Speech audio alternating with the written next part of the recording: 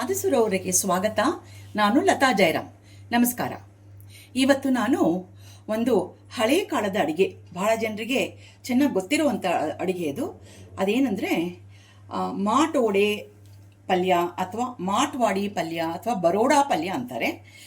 Regular ಆಗಿ ಇದನ್ನು ಗೋರಿಕಾಯಲ್ಲಿ ಮಾಡ್ತಾರೆ. ಬಟ್ ನಾನು ಇವತ್ತು ಮೆಂತ್ಯದ ಸೊಪ್ಪು ಮತ್ತು ದಂಟಿನ ಸೊಪ್ಪು ಹಾಕಿ 2 ಸೊಪ್ಪು ಹಾಕಿ ಮಾಡಿದ್ದೀನಿ.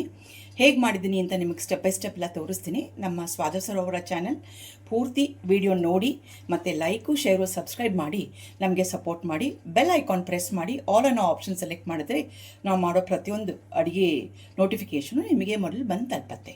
ಈಗ ಮಾಟೋಡೆ ಪಲ್ಯ, ಮಾಟ್ವಾಡಿ ಪಲ್ಯ ಮಾಡೋಣವಾ? ಮಾಟೋಡಿ ಪಲ್ಯ ಅಥವಾ ಬರೋಡಾ ಪಲ್ಯ ಅಂತ ಹೇಳ್ತಾರೆ. ಇವತ್ತು ಈ ಪಲ್ಯ ಮಾಡೋಕ್ಕೆ ನಾನು 2 ಥರ ಸೊಪ್ಪು ತೊಗೊಂಡಿದ್ದೀನಿ. ಒಂದು ಮೆಂತ್ಯದ ಸೊಪ್ಪು, ಇನ್ನೊಂದು ದಂಟು ಸೊಪ್ಪು. ಮೆಂತ್ಯದ ಸೊಪ್ಪು 1 ಚಿಕ್ಕಟ್ಟು ತೊಗೊಂಡಿದ್ದೀನಿ, ದಂಟು ಸೊಪ್ಪು ಅರ್ಧ ಚಿಕ್ಕಟ್ಟು ತೊಗೊಂಡಿದ್ದೀನಿ. ಜನರಲಿ ಇದು ಭಾಳ ಜನರು ಗೋರಿಕಾಯಿ ಅಂದರೆ ಕ್ಲಸ್ಟರ್ ಬೀನ್ಸ್ ಅಂತಾರಲ್ಲ, ಅದರಲ್ಲಿ ಮಾಡೋ ರೂಢಿ ಇದೆ. ಕೆಲವೊಬ್ಬರಿಗೆ ಮಾತ್ರ ಈ ಸೊಪ್ಪಲ್ಲಿ ಮಾಡೋ ಅಭ್ಯಾಸ ಇದೆ. ಹಾಗಾಗಿ ನಾನಿವತ್ತು ಸೊಪ್ಪಲ್ಲಿ ಮಾಡಿ ತೋರಿಸೋಣ ಅನ್ನೋದಕ್ಕೋಸ್ಕರ ಮಾಡ್ತಾಯಿದ್ದೀನಿ. ಸೊಪ್ಪನ್ನು ಕ್ಲೀನಾಗಿ ತೊಳ್ಕೊಂಡು ಸಣ್ಣ ಸಣ್ಣಕ್ಕೆ ಹೆಚ್ಚಿಟ್ಕೊಂಡಿದ್ದೀನಿ. ಅದನ್ನು ಸುಲಭವಾಗಿ ಮಾಡ್ಕೋಬೋದು, ಕಷ್ಟ ಏನಿಲ್ಲ. ಆರೋಗ್ಯಕ್ಕೆ ಬಹಳ ಒಳ್ಳೆಯದು. ಸೊಪ್ಪುಗಳು ಎಷ್ಟಿದ್ರು ಖಂಡಿತ ಎಲ್ರಿಗೂ ಗೊತ್ತಿರೋ ವಿಷಯನೇ. ಮೆಂತ್ಯ ಸೊಪ್ಪಂತೂ ಡಯಾಬಿಟಿಸ್ ಅವ್ರಿಗೆ ಬಹಳ ಒಳ್ಳೆಯದು, ರಾಮಬಾಣ ಹಂಗೆ ವರ್ಕ್ ಆಗುತ್ತೆ. ಸೊ ಇದನ್ನು ಮಾಡೋಣ. ಈ ಸೊಪ್ಪೆಲ್ಲ ಒಗ್ಗರಣೆಗೆ ಹಾಕೊಳ್ಳೋಣ. ಆ ಒಗ್ಗರಣೆ ಹಾಕೋಕ್ಕಿಂತ ಮುಂಚೆ ಒಂದು ರುಬ್ಬೋ ಕೆಲಸ ಒಂದು ಸ್ವಲ್ಪ ಇದೆ. ಮೊದಲು ಅದಕ್ಕೆ ರುಬ್ಕೊಂಡ್ಬಿಡೋಣ. ಮಾಟೋಡೆ ಅಥವಾ ಮಾಟ್ವಾಡಿ ಪಲ್ಯ ಮಾಡೋಕ್ಕೆ ನಾನು 4 ಟೇಬಲ್ ಸ್ಪೂನಷ್ಟು ಕಡಲೆಬೇಳೆ 1 ಗಂಟೆ ಕಳೆ ಆಯಿತು ನೆನೆಸಿಟ್ಕೊಂಡು, ಈಗ ಅದರ ಮೇಲೆ ಇದ್ದ ನೀರೆಲ್ಲ ತೆಗೆದುಬಿಟ್ಟು ಅದನ್ನು ಮಿಕ್ಸರ್ ಜಾರಿಗೆ ಹಾಕೋತಾ ಇದ್ದೀನಿ. ಒಂದು 6 ಹಸಿ ಮೆಣಸಿನ್ಕಾಯಿ ತೊಗೊಂಡಿದ್ದೀನಿ. ಸ್ವಲ್ಪ ಖಾರವಾಗಿದ್ದರೆ ಚೆನ್ನಾಗಿರುತ್ತೆ ಅಂತ 6 ತೊಗೊಂಡಿದ್ದೀನಿ. ಹೌಎವರ್ ಈ ಮೆಣಸಿನ್ಕಾಯಿ ಜಾಸ್ತಿ ಖಾರ ಏನಿಲ್ಲ, 6 ಹಾಕೊಳ್ಳೋಣ. ಇದಕ್ಕೆ 2 ಇಂಚಷ್ಟು ಶುಂಠಿನ ಸಿಪ್ಪೆ ತೆಗೆದು ಚಿಕ್ಕ ಚಿಕ್ಕದಾಗಿ ಪೀಸ್ ಮಾಡಿ ಇಟ್ಕೊಂಡಿದ್ದೀನಿ, ಅದನ್ನು ಹಾಕೊಳ್ಳೋಣ.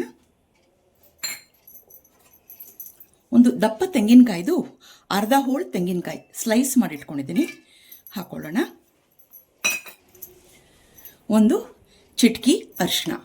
ಈ ಪಲ್ಯನ ಮಾಟೋಡೆ, ಮಾಟ್ವಾಡಿ ಅಂತಲೂ ಕರೀತಾರೆ, ಕೆಲವೊಬ್ಬರು ಬರೋಡ ಪಲ್ಯ ಅಂತಲೂ ಕರೀತಾರೆ. ಆ್ಯಕ್ಚುಲಿ ನಾನು ಕೇಳ್ಪಟ್ಟಿರೋ ಹಾಗೆ ಇದು ಮಹಾರಾಷ್ಟ್ರದ ರುಚಿಯಂತೆ, ಮಹಾರಾಷ್ಟ್ರದ ಕ್ಯೂಸಿನೋ.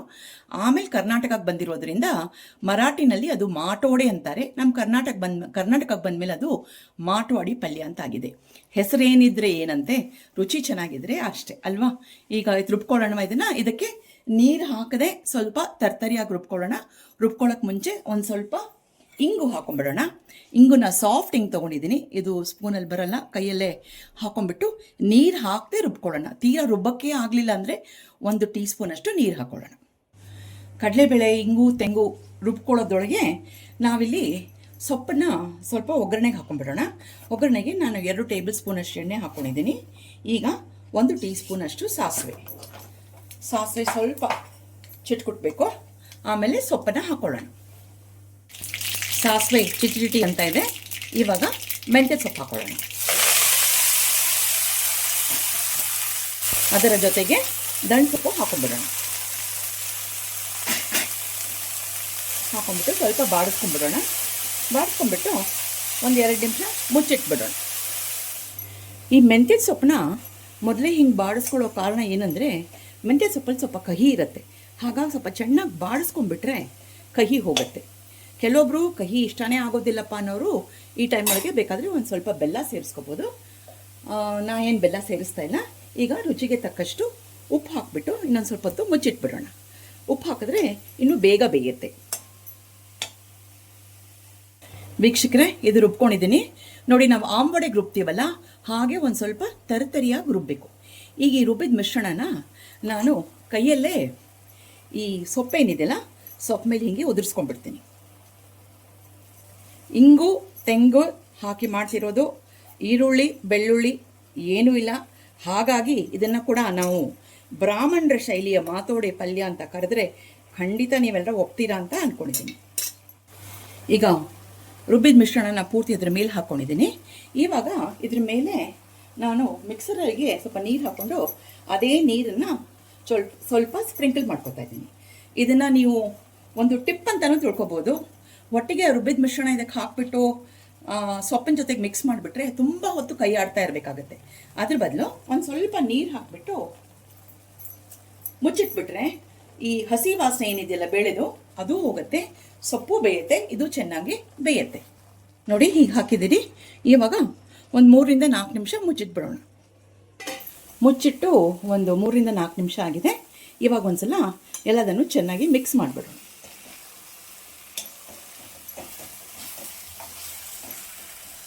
ವೀಕ್ಷಕರೇ ನೋಡಿ, ನಮ್ಮ ಮಾಟೋಡೆ ಪಲ್ಯ ರೆಡಿ.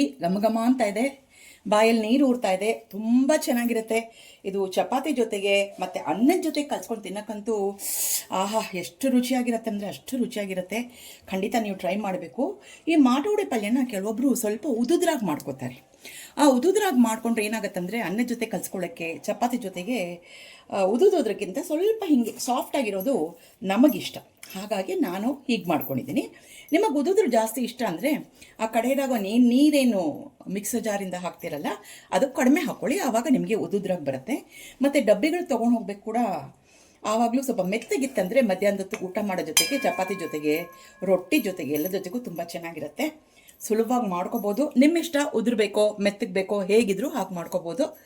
ಸೊ ಖಂಡಿತ ಟ್ರೈ ಮಾಡಿ ಹೇಗೆ ಬಂತು ಅಂತ ಹೇಳಿ. ಇದೇನು ಹೊಸ ರುಚಿ ಏನೆಲ್ಲ, ಇದು ಬಹಳ ಹಳೆಯ ಕಾಲದ ತಿಂಡಿ. ಬ್ರಾಹ್ಮಣರ ಶೈಲಿಯಲ್ಲಿ ಮಾಡುವ ಹಳೇ ಕಾಲದ ಅಡುಗೆ ರುಚಿ ಮಾಟೋಡೆ ಪಲ್ಯ. ಇವಾಗ ನಾನು ಅನ್ನ ಬಡಿಸ್ಕೊಂಡಿದ್ದೀನಿ. ಅನ್ನದ ಮೇಲೆ ಒಂಚೂರು ತುಪ್ಪ, ಪಕ್ಕದಲ್ಲಿ ಮಾಟೋಡೆ ಪಲ್ಯ ಹಾಕ್ಕೊಂಡಿದ್ದೀನಿ. ನೋಡಿ ಬಾಣಲೆಯಲ್ಲಿದ್ದಾಗ ಇನ್ನೂ ತುಂಬ ಮುದ್ದೆ ಆಗಿತ್ತು. ಈಗ ನೋಡಿ ಇಷ್ಟು ಉದುರಾಗಿದೆ. ಸ್ವಲ್ಪ ಆರಿದ ಮೇಲೆ ಉದುರಾಗುತ್ತೆ. ಇದಕ್ಕಿಂತ ಉದುರು ಮಾಡ್ಕೊಂಡ್ಬಿಟ್ರೆ ನಿಮಗೆ ಅನ್ನದ ಜೊತೆ ಕಲ್ಸ್ಕೊಳ್ಳೋಕೆ ಚೆನ್ನಾಗಿರೋದಿಲ್ಲ. ಈಗ ಅನ್ನದ ಜೊತೆ ಕಲಿಸ್ಕೊಂಡು ಒಂದು ತಿನ್ಬಿಟ್ಟು ನಿಮ್ಗೆ ಹೇಗಿತ್ತು ಅಂತ ಹೇಳ್ತೀನಿ. ವೀಕ್ಷಕರೇ ತುಂಬ ಚೆನ್ನಾಗಿ ಬಂದಿದೆ. ಎಲ್ಲ ಉಪ್ಪು ಖಾರ ಇಂಗು ಎಲ್ಲ ಹದವಾಗಿ ಬಿದ್ದಿದೆ. ನಾನು 6 ಮೆಣಸಿನ್ಕಾಯಿ ಹಾಕ್ಕೊಂಡಿದ್ದೀನಿ. ನೀವು ನೋಡಿಕೊಂಡು ನಿಮ್ಮ ಖಾರದ್ದು ಎಷ್ಟು ಬೇಕೋ ಅಷ್ಟು ನೋಡ್ಕೊಂಡು ಹಾಕ್ಕೊಳ್ಳಿ. ತುಂಬ ಚೆನ್ನಾಗಿದೆ. ಇಂಗಿನ ಘಮ ಅಂತೂ ತುಂಬ ಚೆನ್ನಾಗಿದೆ. ಮತ್ತು ಮೆಂತ್ಯ ಸೊಪ್ಪದ ಘಮ ಖಂಡಿತ ಒಂಚೂರು ಕಹಿ ಬಂದೇ ಇಲ್ಲ. ನೋಡಿ ಅದು ಚೆನ್ನಾಗಿ ಹುರಿದು ಬಿಡ್ತೀವಲ್ಲ, ಕಹಿ ಬರೋದೇ ಇಲ್ಲ. ನೀವು ಸುಲಭವಾಗಿ ಮಾಡ್ಕೋಬೋದು.